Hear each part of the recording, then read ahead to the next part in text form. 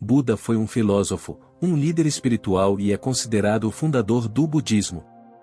Ele nasceu como Siddhartha Gautama em uma família aristocrática em Lumbini, Nepal, em 566 AC, e quando tinha 29 anos, deixou o conforto de sua casa para buscar o significado do sofrimento que via ao seu redor, para buscar para uma vida além da vida e da morte. Após 6 anos de automortificação, ele percebeu que a busca pela divindade não reside nas coisas mundanas, mas na mente. Assim, ele abandonou o caminho da automortificação e, em vez disso, sentou-se em meditação consciente sob uma árvore bodhi. Na lua cheia de maio, com o nascer da estrela da manhã, Siddhartha Gautama tornou-se o Buda, o desperto.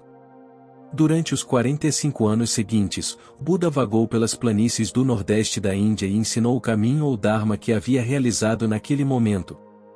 Os ensinamentos de Buda giram em torno de dukkha, que significa sofrimento, e do fim de dukkha, que é considerado o estado de nirvana.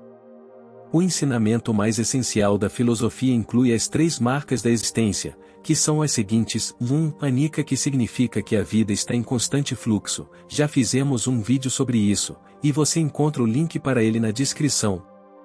2. Dukkha, que significa que a vida é dolorosa e causa sofrimento e, finalmente, 3. Anatta, que significa que o eu está sempre mudando. Depois que o Buda alcançou a iluminação, ele viajou para Sarnath, no atual distrito de Varanasi, onde se encontrou com 5 monges. Ele praticou anteriormente e deu seu primeiro sermão, as 4 nobres verdades.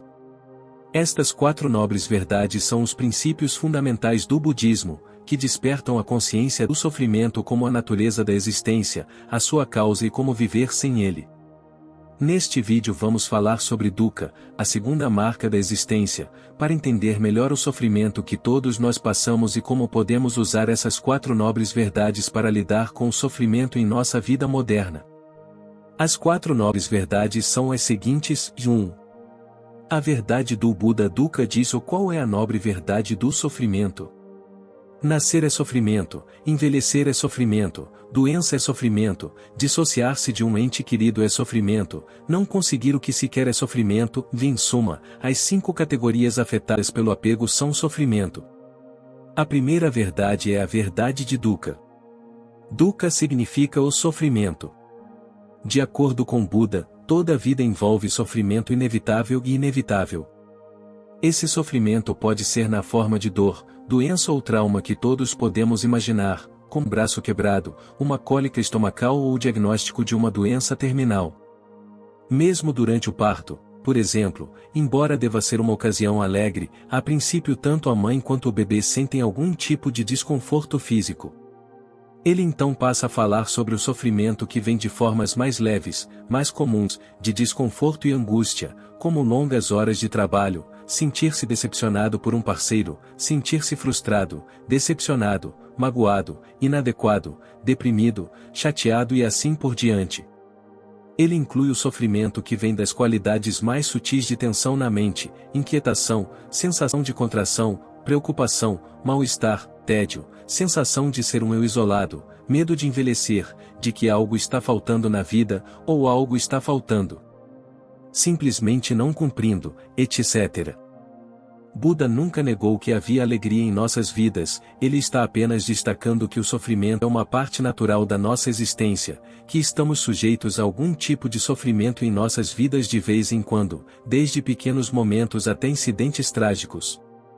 Todos nós buscamos constantemente a felicidade, por isso ignoramos o fato de que a vida é na verdade uma mistura de felicidade e dor.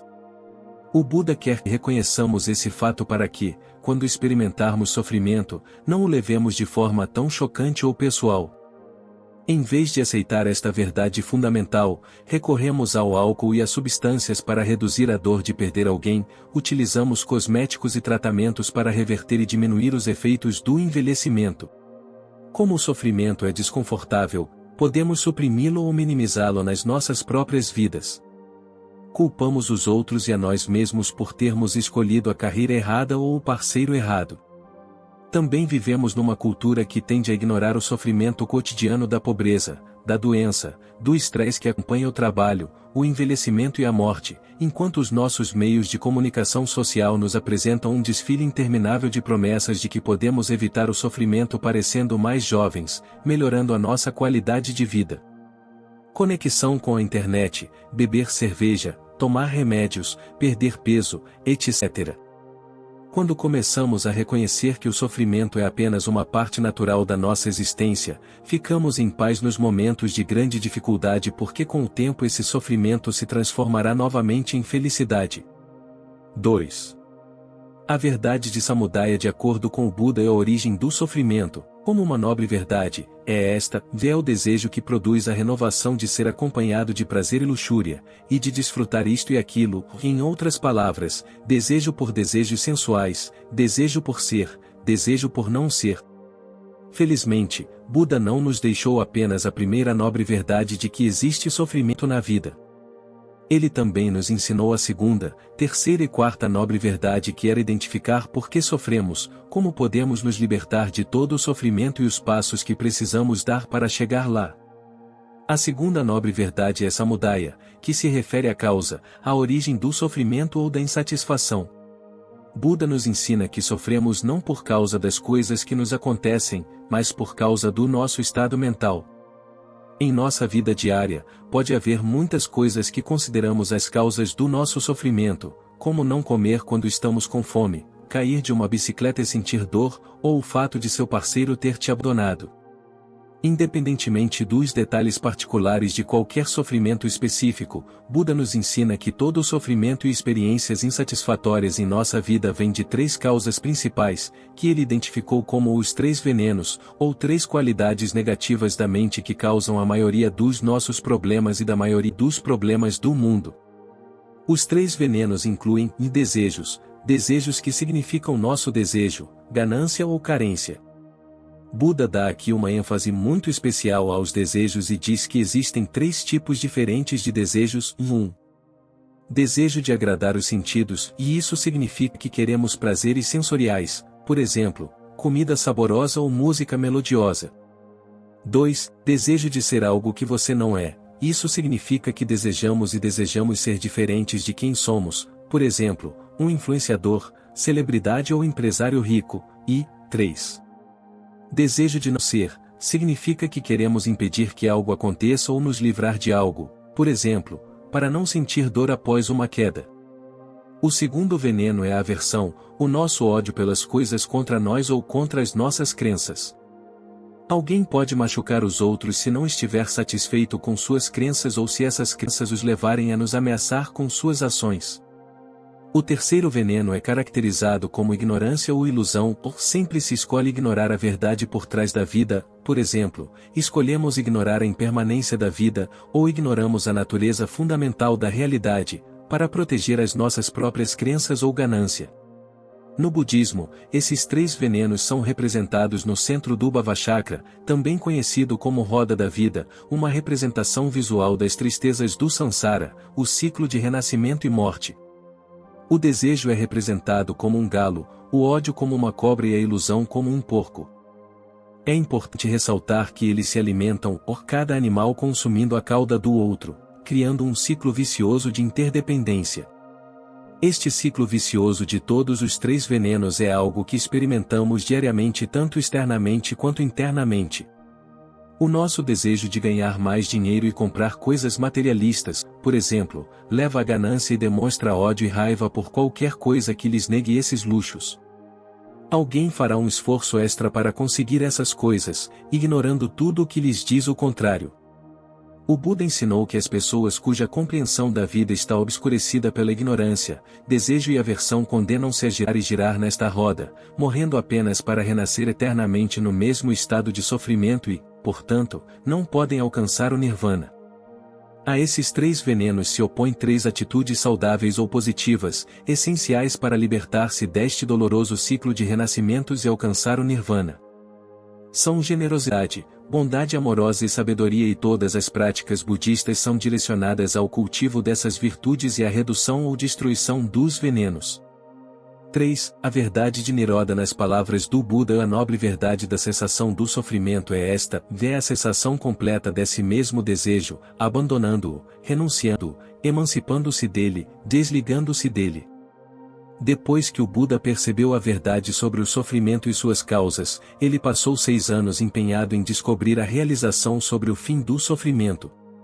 Eventualmente ele descobriu que a solução para acabar com todo o sofrimento é removê-lo desde suas raízes, que é remover todo o desejo, má vontade e ignorância. Assim, a terceira nobre verdade é Niroda, que se refere à cessação do desejo, ao abandono dos desejos da mente para acabar com o sofrimento. Esta verdade específica faz com que os ensinamentos do Buda deixem de ser um exercício de análise e se tornem um convite para nos transformarmos. Para parar de desejar, devemos compreender o que realmente desejamos e reconhecer que, se nada for verdadeiramente permanente, então nunca poderá satisfazer as necessidades de alguém.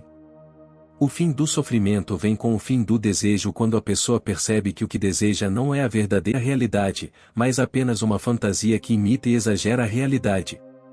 Acabar com nossos desejos e anseios é um pensamento simples de conceituar. No entanto, perceber e abandonar nossos desejos é uma questão completamente diferente e um estado difícil de alcançar. Imagine um indivíduo que fuma habitualmente e sabe que precisa parar. No entanto, continuam a fumar e têm dificuldade em desistir. Buda diz que é possível acabar com o desejo, e da mesma forma que um terapeuta ou grupo de apoio incentiva alguém a parar de fumar, informando primeiro a pessoa que isso pode ser feito. Requer que um indivíduo possua um estado mental que possa reconhecer e compreender o significado do seu sofrimento, o seu desejo por cigarros e como o seu desejo aumenta ainda mais o seu sofrimento. Ao reconhecer e refletir sobre as próprias ações e emoções, fazer perguntas sobre a razão por trás das emoções sentidas, ajuda a obter insights sobre a causa raiz do seu sofrimento. Mais importante ainda, isso ajuda a compreender a relação entre desejo e sofrimento. Por exemplo, se alguém perde um objeto material ou seu carro sofre danos, ele experimenta a dukkha. Mas, e se essa pessoa refletisse sobre a emoção fazendo perguntas como: qual o motivo desse sofrimento? O que me deixou tão apegado ao objeto? Por que me sinto assim? E por que esse ato está me fazendo sofrer? Essas perguntas instigantes ajudam os indivíduos a obter insights sobre como nossa mente anseia por desejos e apegos e como podemos abandonar tais sentimentos e emoções. Isto poderia começar com algo tão pequeno como não estar num estado de infelicidade quando perdemos um objeto material ou não conseguimos atingir uma meta. Em vez disso, pode-se construir uma atitude de calma e tranquilidade, independentemente das consequências. Ao alcançar tal percepção e compreensão, pode-se eventualmente abandonar anseios e desejos. 4. A verdade de Magga. Na nossa citação final de Buda para este vídeo, ele diz: qual é o caminho que leva à cessação do sofrimento? É o nobre caminho óctuplo, que consiste na visão correta, no pensamento correto, na fala correta, na ação correta, no modo de vida correto, no esforço correto, na atenção plena correta e na contemplação correta. A quarta verdade é Magga, que significa o caminho, pelo qual Buda se refere ao seu caminho do meio ou na navegação pela vida. A terceira nobre verdade fala sobre a cessação do sofrimento, enquanto esta quarta nobre verdade fala sobre o caminho que levará ao objetivo da cessação do sofrimento. O Buda diz que existe um caminho que nos afasta do desejo e do sofrimento e ele chama esse caminho de o caminho do meio, o caminho que leva ao Nirvana. Este caminho do meio é a linha entre o luxo e a pobreza extrema, um equilíbrio entre o excesso e a privação das coisas que desejamos. Para praticar o caminho do meio é preciso libertar-se dos próprios desejos. Buda nunca disse para não ter objetivos, para não querer alguma coisa. Ele diz-nos para não nos apegarmos a estes desejos e para celebrarmos a ideia de o apenas o suficiente e abraçarmos um estilo de vida mais equilibrado e sustentável. Este caminho não é uma solução rápida, requer uma mudança radical na mentalidade e na percepção do mundo. Este caminho tem algum conjunto de princípios e regras que levam à cessação do sofrimento, pois se concentra no caminho óctuplo, os 8 fatores que dependem uns dos outros, o que leva a novos insights e compreensão e é marcado pela disciplina e sabedoria. O caminho óctuplo é dividido em 3 disciplinas: Prajna, o caminho da sabedoria; Sila, o caminho ético; e o Samadhi, o caminho da disciplina mental.